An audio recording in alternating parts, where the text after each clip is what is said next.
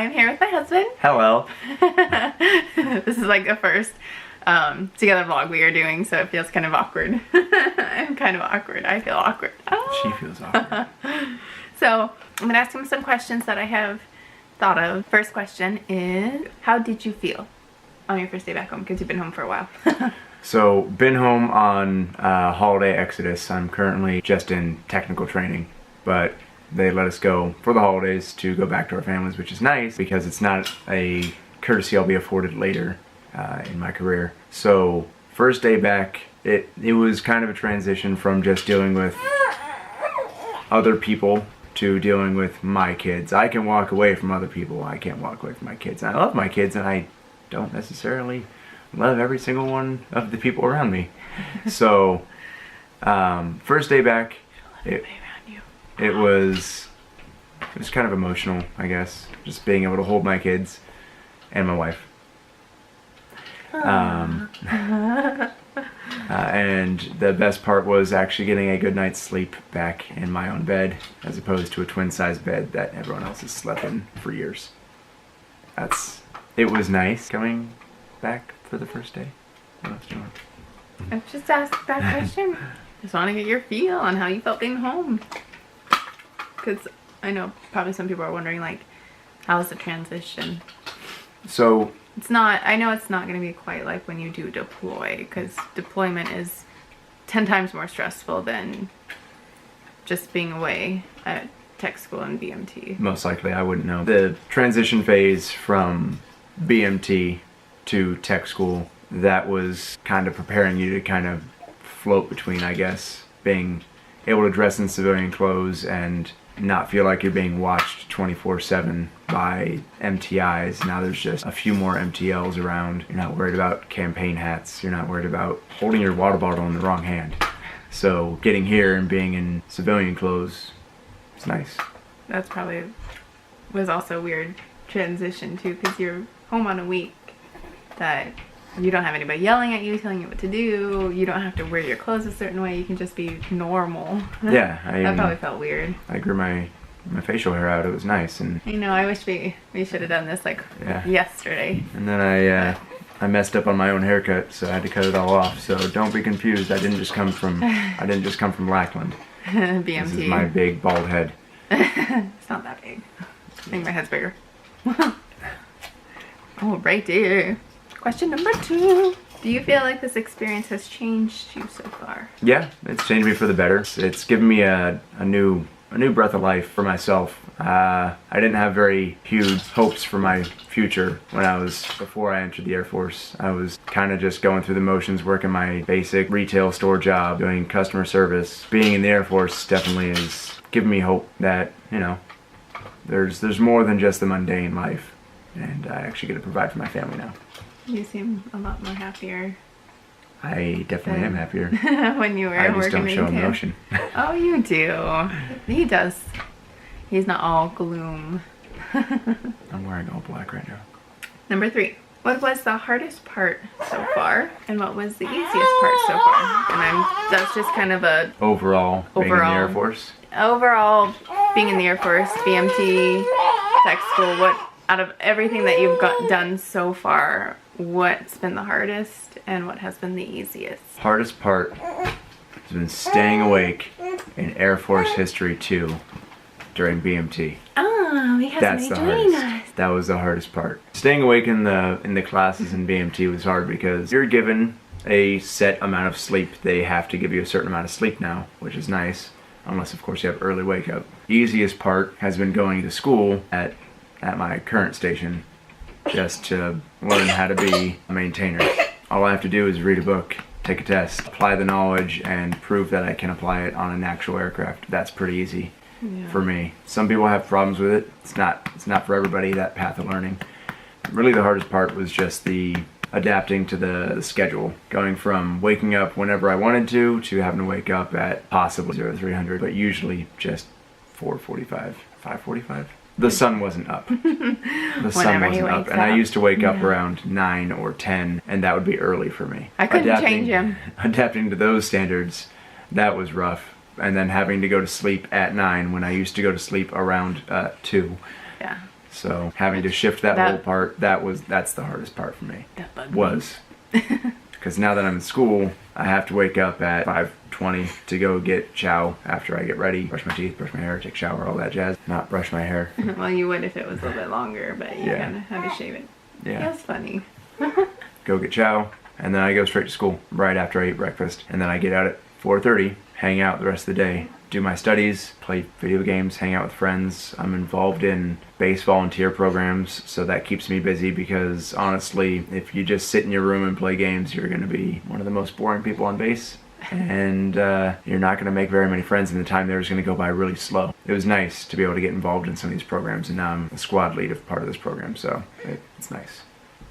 So would you recommend for anybody who's watching, possibly that is thinking about joining the military, that when they do get into tech school, would you recommend that they do try to, if they're more of an introvert, just kind of step out of their comfort zone and try to join one of those, I want to say like, not organizations, but The Airman Leader programs? Yeah, just some sort of program to get them out and about. If you're joining the Air Force and you get into tech school and you find yourself bored within the first month, depending on your AFSC, I'm literally based there in tech school for 5 months. There's some that are only 30 days or 31 academic days, which is about a month and a half. And then mine's only 91 academic days, which most people would think, oh, it's only 3 months. No, you add in weekends, you add in holidays, you add in every day off that the government is given. That's what you go to school for. 91 academic days. So days you are actually in class. Yeah, Monday through Friday typically is what they count. Monday through Friday. So we get Thanksgiving off. We got the day after Thanksgiving off just because they don't plan on making us go to school just for a measly day unless it was like a test day. Then we would have gone because some people did have to go on Friday. I suggest anybody who's there for more than 30 days to just join a program, get involved, just to kind of get out there, because if you start off making friends in tech school, it'll be easier for you once you get to your first station, I imagine. I'm a maintainer, so I'm just going to have to deal with whatever's thrown my way. Number 4. With baby involved. Our little one hasn't been feeling good, so she's kind of up right now. We've got the other 2 in bed. This is New Year's Eve, so we are spending our last time together. I'm not gonna say that. Bless you. We're spending the last night of 2018 again.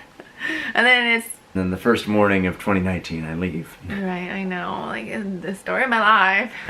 He's gonna go back to tech school for only like a month and a half, and then I'll be coming back home. He'll come back home, and he's hoping to do another little program that's going to keep him here for another couple of weeks before we ship off to our duty station. We will maybe tell more about that as it happens, or after it happens. We will see. Right now, we have our soft orders, and we're not going to mention anything just yet until we actually know for sure where we're going. So, just that little side note. Okay, number 4. Do you think this has changed or impact our relationship in any way? Yeah, I think it's helped you a lot, honestly. Become more independent. Honestly.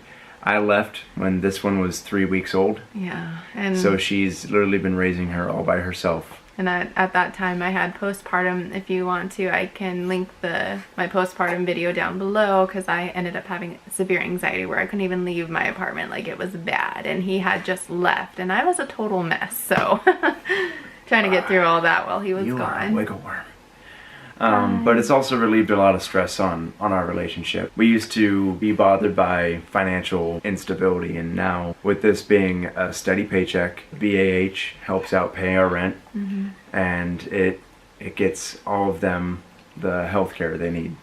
And that's everything that we always worried about is, could we afford to do this? Could we afford to do this? And now it's, when do we want to do this? Well, we're not, so just to give it, we might do another video in the future on our past history, but just to kind of shed a little light, we were at literally the bottom S spectrum, where rock bottom, where we had to choose, like, do we want to pay our phone bill or do we want to buy food? Like, that was pretty much what we had. And so our phones constantly got turned off every month for like a week because we just couldn't afford to pay it, and that's what we struggled with. And now with the military, it's helped us financially. We're stable. We're not like living high class, But we're not living even middle class. We're living within our means. Yeah, now, which is we're nice. living enough where we can pay our bills and not have to worry too much.